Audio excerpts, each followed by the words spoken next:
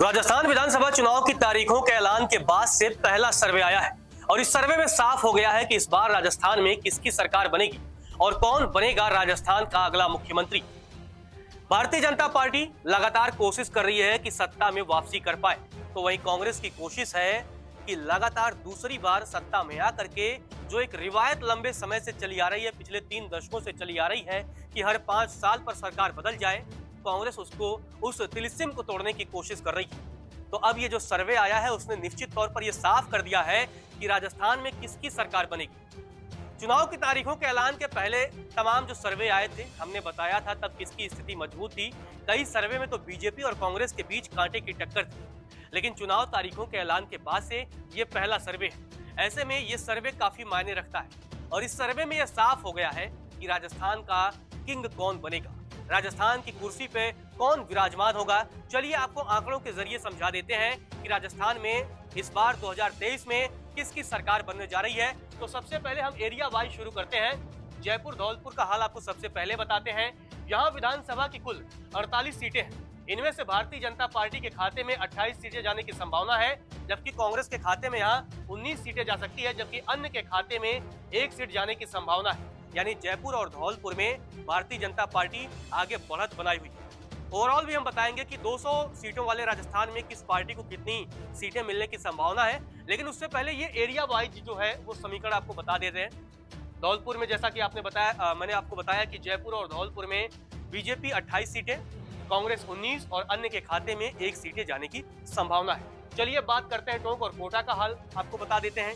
यहाँ विधानसभा की कुल 24 सीटें हैं। इनमें से भारतीय जनता पार्टी के खाते में कुल 13 सीटें जाने की संभावना है, जबकि कांग्रेस के खाते में 11 सीट जाने की संभावना है।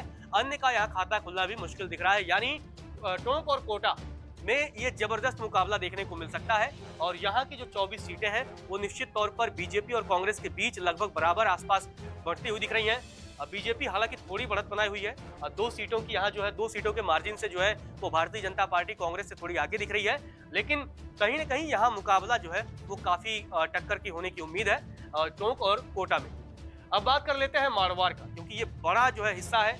यहाँ विधानसभा की कुल 56 सीटें हैं, मतलब 1/4 से भी ज्यादा जो है वो सीटों की संख्या इस मारवाड़ के इलाके में आती है और यही डिसाइड करता है कि राजस्थान में किसकी सरकार बनेगी। मारवाड़ के वोटर डिसाइड करते हैं, जिसके पक्ष में चले जाते हैं राज्य में उसकी सरकार बन जाती है।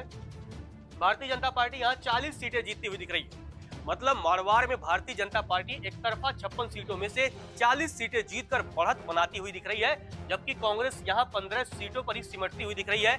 अन्य के खाते में 1 सीट जाने की संभावना है।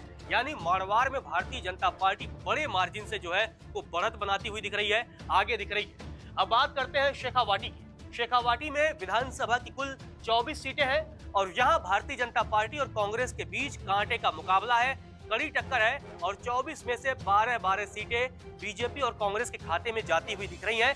यानी यहाँ जो है शेखावाटी में मुकाबला काफी जो है टाइट है और 12 सीटों पर भारतीय जनता पार्टी और कांग्रेस को जीत मिलने की संभावना है। अब बात कर लेते हैं मेवाड़ का, क्योंकि ये भी एक बड़ा हिस्सा है। 48 विधानसभा की कुल सीटें यहाँ आती हैं, लगभग 1/4 के आसपास, क्योंकि राजस्थान में विधानसभा सीटों की जो कुल संख्या है वो 200 है और 200 में से मेवाड़ में अकेले 48 सीटें आती हैं और ये 48 सीटें भी काफी अहम रोल निभाती हैं कि राज्य में किसकी सरकार बनेगी, मुख्यमंत्री कौन बनेगा, किस पार्टी की सत्ता में वापसी होगी और कौन सत्ता से बाहर जाएगा। तो यहाँ भारतीय जनता पार्टी 48 में से 32 सीटों पर जीत दर्ज करती हुई दिख रही है। यानी अगर आप देखेंगे लगभग जो है वो 2/3 सीटों पर भारतीय जनता पार्टी यहाँ जीत हासिल करते हुए दिख रही है। 66% से भी अधिक जो है वो आसपास जो है वो भारतीय जनता पार्टी मेवाड़ में बढ़त बनाती हुई दिख रही है। कांग्रेस यहाँ 15 सीटों पर सिमटती दिख रही है, जबकि अन्य के खाते में 1 सीट जाने की संभावना है।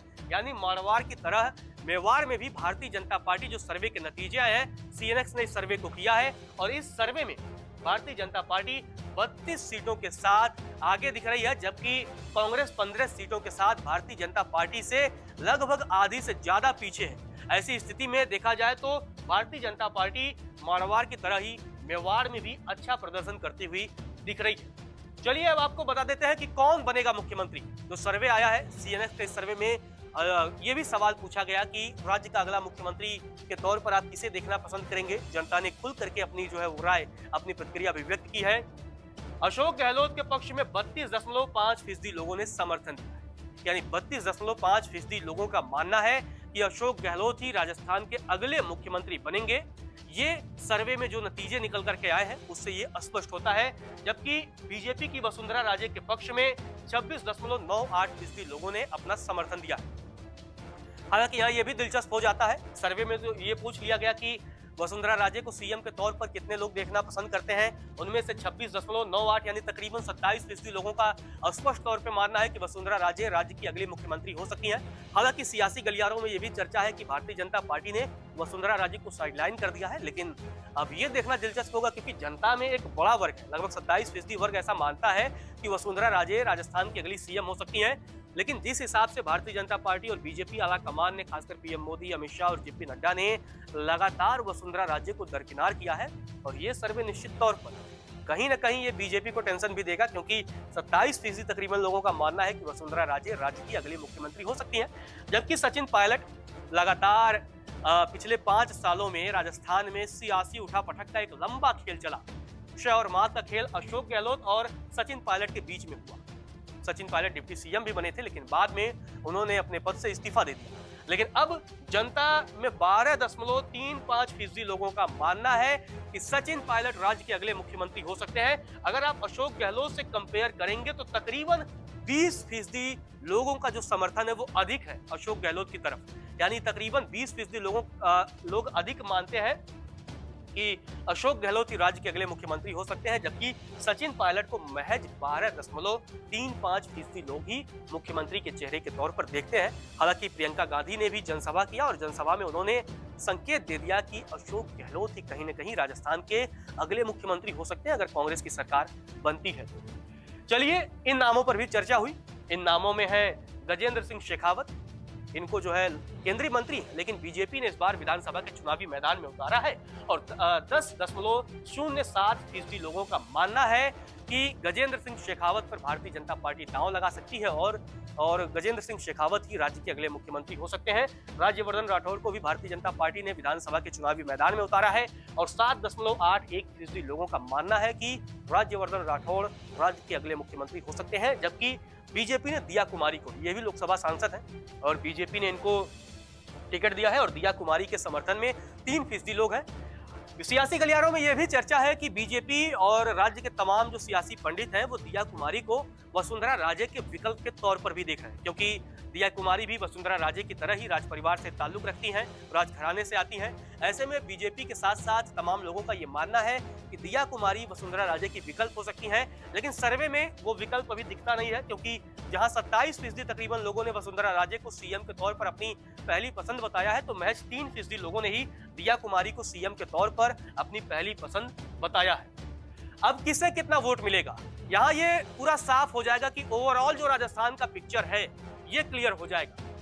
जो सीएनएक्स का सर्वे है इसमें ये क्लियर हो जाएगा कि राजस्थान में किस पार्टी की सरकार बनने जा रही है।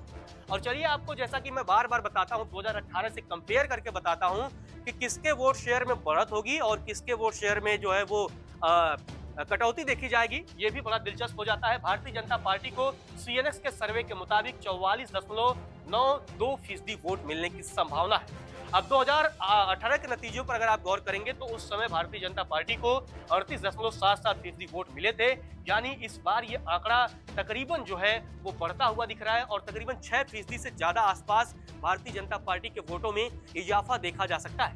जबकि कांग्रेस की अगर बात की जाए तो कांग्रेस का जो है वोट शेयर वो भी बढ़ता हुआ दिख रहा है। 2023 में कांग्रेस को 40.08% वोट मिलने की संभावना है, जबकि 2018 में तब कांग्रेस ने सरकार बनाई थी, सत्ता में वापसी की थी और 39.3% लोगों ने कांग्रेस के पक्ष में मतदान किया था। लेकिन अब ये आंकड़ा बढ़ता हुआ दिख रहा है। हालांकि इसमें बहुत बड़ा मार्जिन नहीं है, लेकिन फिर भी वोट शेयर के हिसाब से कांग्रेस का वोट जो है वो बढ़ता हुआ दिख रहा है। अन्य की अगर बात कर ली जाए तो इस बार अन्य के खाते में कुल 15% वोट जाने की संभावना है, जबकि 2018 में 21.93% जो मतदाता थे उन्होंने अन्य के पक्ष में मतदान किया था। चलिए, अब आपके स्क्रीन पर ये आंकड़े रहे, ओवरऑल पिक्चर, पूरा लार्जर पिक्चर। 200 विधानसभा सीटों वाले राजस्थान में किसको कितनी सीटें मिलेंगी, तो आपको स्पष्ट बता दें कि सीएनएक्स के सर्वे आया है, उसमें भारतीय जनता पार्टी 125 सीटों पर जीत दर्ज करती हुई दिख रही है। यानी बीजेपी के पक्ष में 125 सीटें जाने का अनुमान है, जबकि जो बहुमत का जादुई आंकड़ा है वो 101 सीटों का है। ऐसे में भारतीय जनता पार्टी 125 सीटों पर कब्जा जमाती हुई दिख रही है। जबकि 2018 से अगर आप तुलना करेंगे तो 2018 में 73 सीटों पर भारतीय जनता पार्टी को जीत मिली थी, यानी लगभग 52 सीटें भारतीय जनता पार्टी की सीटों की संख्या में वो बढ़ोतरी देखी जा सकती है जो ये सर्वे आया है। इसके अलावा कांग्रेस के खाते में 72 सीटें जाने की संभावना है और 2018 के चुनाव में 100 सीटों पर कांग्रेस को सफलता मिली थी, लेकिन इस बार 28 सीटों का कांग्रेस को नुकसान होता हुआ दिख रहा है। ऐसी स्थिति में इस बार ये जो लार्जर पिक्चर निकल करके सामने आ रहा है उसमें भारतीय जनता पार्टी सरकार बनाती हुई दिख रही है। खैर, ये तो सर्वे के आंकड़े हैं और सर्वे के आंकड़े कई बार झूठे भी साबित होते हैं और कई बार हकीकत में भी तब्दील होते हुए दिखते हैं। लेकिन जब जनता मतदान के लिए जाएगी वही डिसाइड करेगी कि राज्य में किसकी सरकार बनेगी और उसके बाद ही 3 दिसंबर को यह पिक्चर क्लियर हो पाएगा कि राजस्थान में बीजेपी जीतती है या कांग्रेस फिर से सरकार बनाने में सफल हो पाती है। और उसके बाद एक नई जंग शुरुआत होगी, चाहे वो बीजेपी हो या कांग्रेस, सीएम की लड़ाई। क्योंकि उसके बाद चाहे बीजेपी की सरकार बने चाहे कांग्रेस की, सीएम फेस को लेकर के तमाम माथापच्ची होने की उम्मीद है। तो फिलहाल अभी के लिए इतना ही। नमस्कार, मैं हूं मानक गुप्ता। अगर आपको हमारा ये वीडियो पसंद आया हो तो इसे लाइक और शेयर जरूर करें और हाँ, हमें सब्सक्राइब और फॉलो करना ना भूलें ताकि आप देश और दुनिया की कोई खबर मिस ना करें। तो जुड़े रहिए हमारे साथ और देखते रहिए न्यूज़ 24।